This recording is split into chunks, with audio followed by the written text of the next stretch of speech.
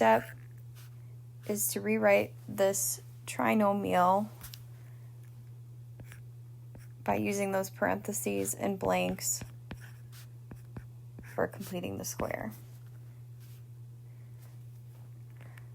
So I'm going to write my first two terms, add on that blank, and then group that to make a trinomial.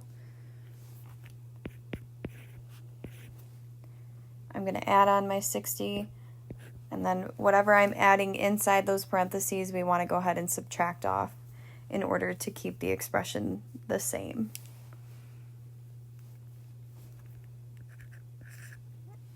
My second step is I want to calculate b over 2 squared.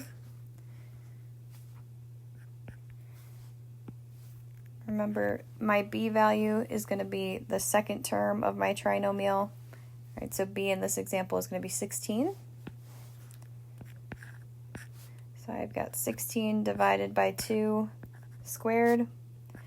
I want to simplify my fraction inside the parentheses first. 16 divided by 2 is 8. And then 8 squared gives me 64.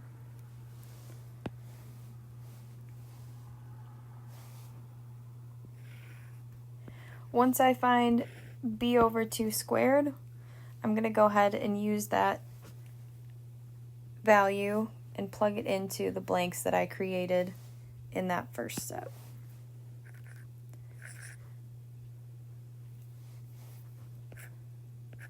So I'm just going to rewrite my expression, but instead of having the blanks this time, I'm going to plug in 64.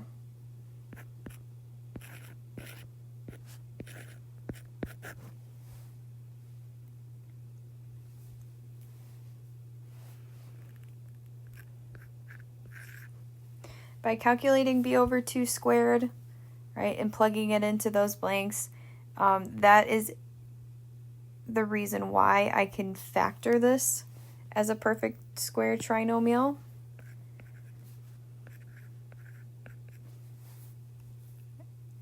So my fourth step is I want to take that trinomial and factor it.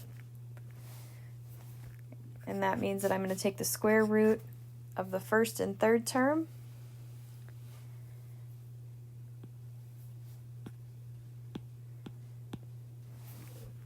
So the square root of x squared is x. And since I have a plus sign in my trinomial, I'm also going to have a plus sign in my factors. And then the square root of 64 is 8. So if I wanted to factor that trinomial, it's going to be x plus 8 squared.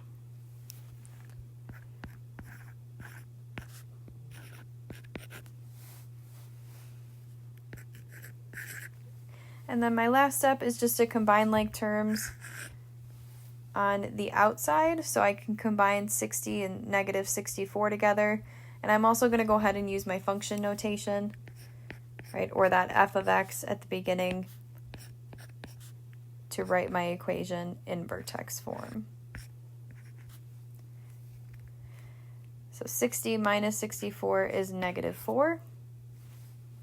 And so the vertex form of this function is f of x is equal to x plus 8 squared minus 4.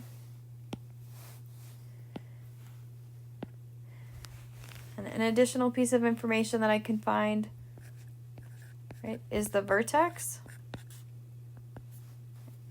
So since this function is now in vertex form, right, we know that I can find my h and k values, which tell me the ordered pair or the coordinates of the vertex of this parabola. So my h value is going to be negative 8 here. Remember, we always want to think opposite of what's in the equation. And then my k value is negative 4.